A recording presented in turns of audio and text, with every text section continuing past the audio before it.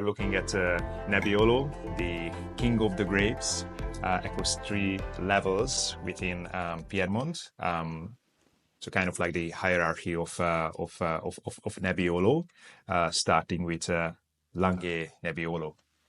Yeah, this is Langhe Nebbiolo, but from a almost very specific place.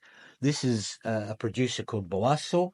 Everything they do is within the commune of Serralunga, which is in Barolo, and so it's Nebbiolo of pedigree. It actually some of the grapes from around it would go into Barolo, but this is telling you what Nebbiolo from this area is going to smell and taste like, with those dark meat, stocky, smoky, cigar, fennel characters, and that really distinct black tea tannin finish. Yeah. Very high quality Nebbiolo. Yeah, some would even call it a baby Barolo. Yeah, right? yeah, no, this is the appropriate use of that. This is Langhe Nebbiolo is different to Nebbiolo d'Alba, which is a completely different appellation. This is where you would tend to find Barolo declassified to. All right. The second wine, Barbaresco, is if you go up about 20 minutes drive to the other side of the town of Alba, you come to Barbaresco, the other most important zone, along with Barolo, of Nebbiolo on the planet. Barbaresco tends to, as Marcell just alluded to, tends to be the more aromatic and delicate of the two major Nebbiolo wines. And in this case, this is an area wine, which means it's drawn from different parts of the zone of Barbaresco.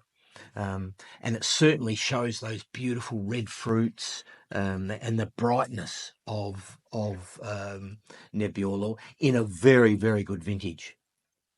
Well, the last wine is Barolo di Barolo. It's telling you on the label that it's all drawn from the commune of Barolo, and in fact, in this case, from the little producer Barale that's been in the village since the 1500s.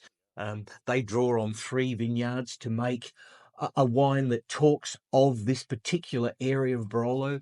The characteristics are red fruits and roses, red, absolutely distinctive red roses. We can see it coming up. We can smell it coming up through this wine.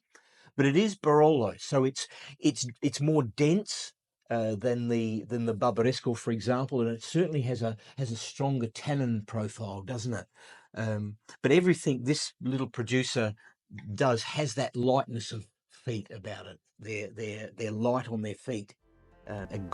So 3 good examples of how good Nebbiolo can be, and as Marcell says, the hierarchy of Nebbiolo.